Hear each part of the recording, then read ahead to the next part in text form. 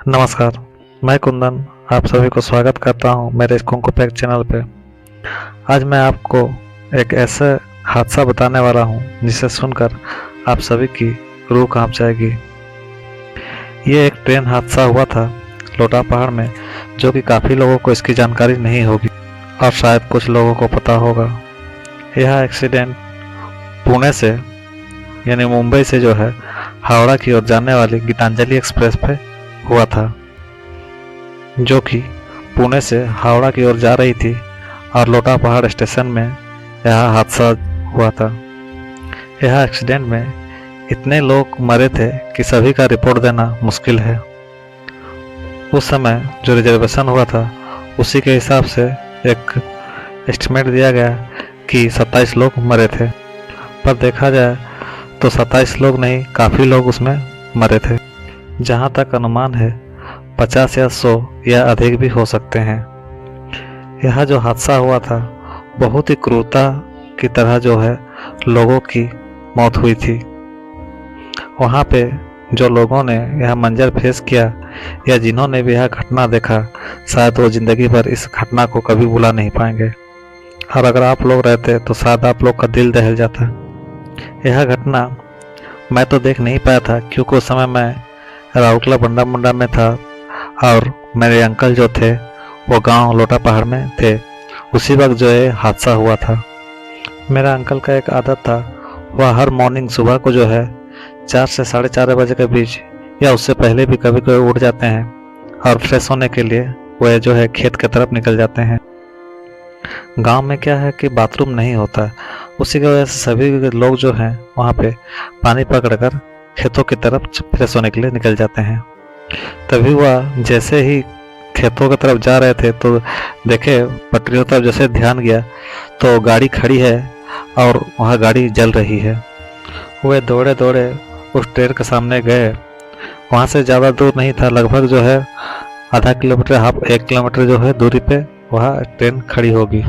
जैसे ही वो हुए वहाँ पहुँच कर देखते हैं तो काफ़ी लोग जो है जल के, कोई यहाँ गिरा है, कोई वहाँ, कोई ट्रेन के ऊपर पड़े हुए हैं और त्राही पूरा मची हुई है।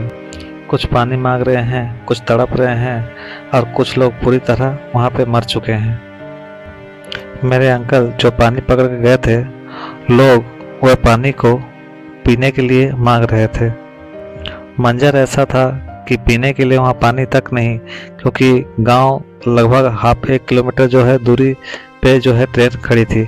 इसी की वजह से लोगों को इतनी बुरी तरह परेशानी झेलनी पड़ रही थी, इतनी बुरी तरह कंडीशन में थे कि वह भयानक मंजर शायद ही मेरे अंकल कहते हैं कभी भुला नहीं पाएंगे। मेरे अंकल कहते हैं कि वह दर्दनाक और खौफनाक मंजर मैं शायद कभी भुला नहीं पाऊंगा। मेरे अंकल फिलहाल तो नहीं रहे, लेकिन वो जो बताते हैं ऐसा मंजर शायद उन्होंने कभी नहीं देखा होगा।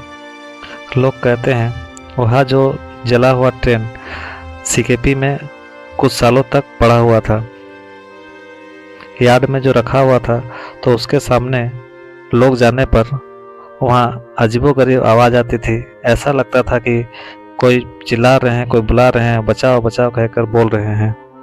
इतनी बुरी तरह से लोगों की मौत हुई थी कि लगता है उनकी आत्मा को भी जो है पूरी तरह मुक्ति नहीं मिल पा रही थी। उस जला हुआ बोगी को बाद में स्क्रैप पे भेज दिया गया या फिर रिबिल्ड किया गया, वह तो पता नहीं चल सका, लेकिन फिलहाल वह बोगी और वहाँ सीकेपी में नज़र नहीं आती है। मेरे अंकल ने बहुत कोशिश की लोगों को बचाने की, लेकिन गांव में ना ही ऐसा कोई हॉस्पिटल था, ना ही ऐसा कोई वैद्य जिसका की ज्ञान हो कि जलने वाला आदमी को कैसे बचाया जाए।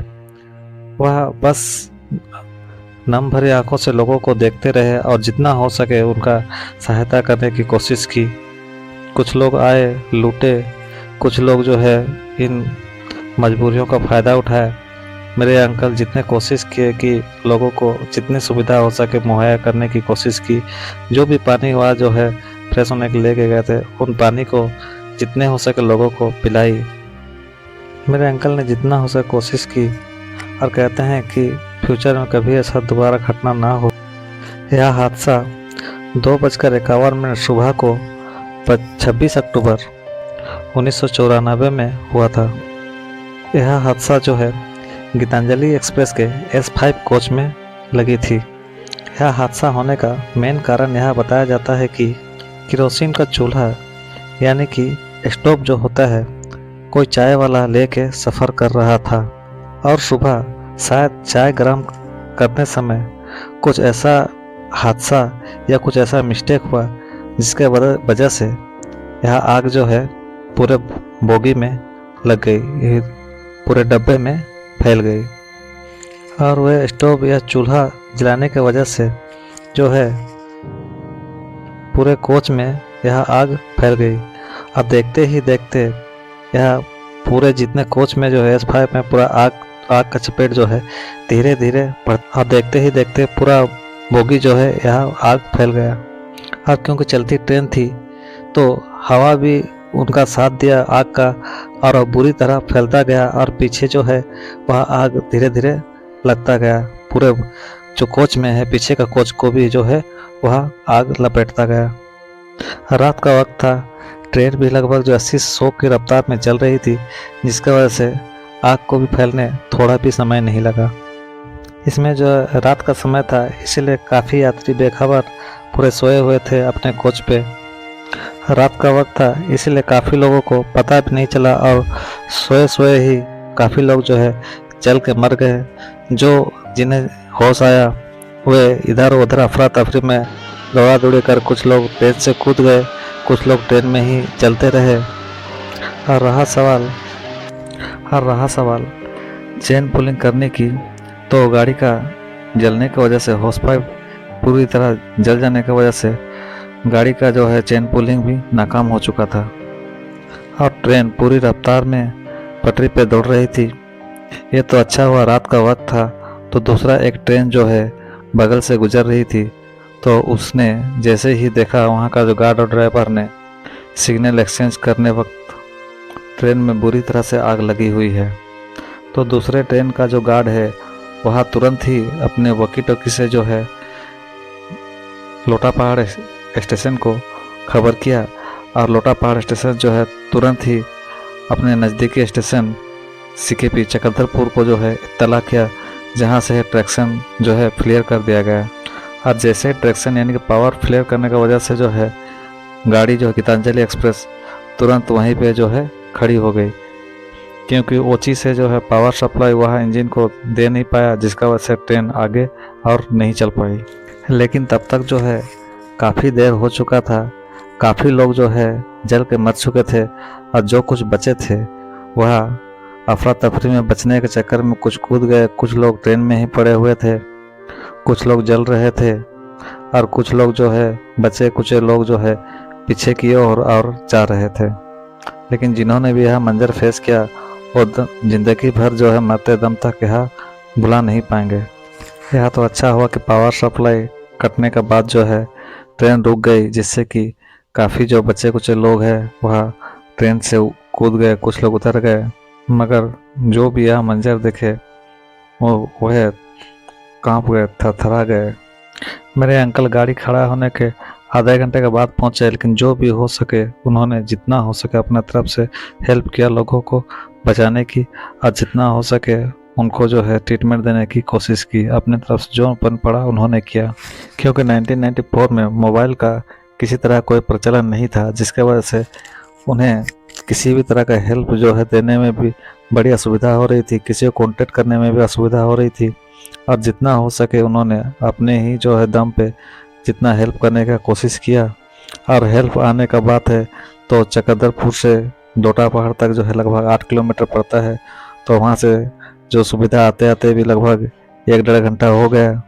जितना हो सके मेरे अंकल ने हेल्प करने की कोशिश की और करते रहे, और जैसे ही बाकी भी लोग जो है आ गए उनका साथ देने के लिए, और CKP से भी जो है बाद में मेडिकल वैन आने के बाद जो है काफ़ी लोगों को राहत मिली। जितने भी लोग बचे कुछ थे उनको हॉस्पिटल ले जाया गया। लेकिन मेरे अंकल बताते हैं जैसा मंजर उन्होंने देखा, भगवान करे दोबारा ऐसा मंजर कभी ना वो देखे।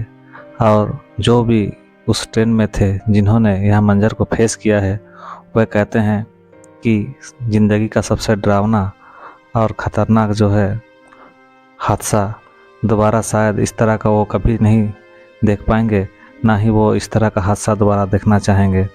मेरे अंकल आज भी इन पलों को याद करके उनकी आंखें नम हो जाती है। वे कहते हैं कि इस तरह का खतरनाक हादसा दोबारा कभी किसी दुश्मन को भी ना हो, और इस तरह का जो भयंकर हादसा है किसी को दोबारा सामना ना करना पड़े मेरी तरह, जैसा मैंने इस मंजर को फेस किया है। शायद यह मैं ज़िंदगी भर इस जन्म में तो कतई नहीं भुला पाऊँगा। तो दोस्तों, यह था गीतांजलि ट्रेन का वह खतरनाक हादसा जो कि शायद आप लोग कभी सुने नहीं होंगे या कभी शायद जान नहीं पाते। तो दोस्तों, इस तरह का ही और एक हादसा मैं आपका सामने नेक्स्ट वीडियो में लेकर आऊँगा, जिसमें कि एक लेडीज़ को किस तरह जो है जिंदा कंक्रीट में दफना दिया गया और किस वजह से उनको दफनाया, उनका रीज़न क्या था, वो सारे डिटेल मैं नेक्स्ट वीडियो में आपको कवर करूँगा।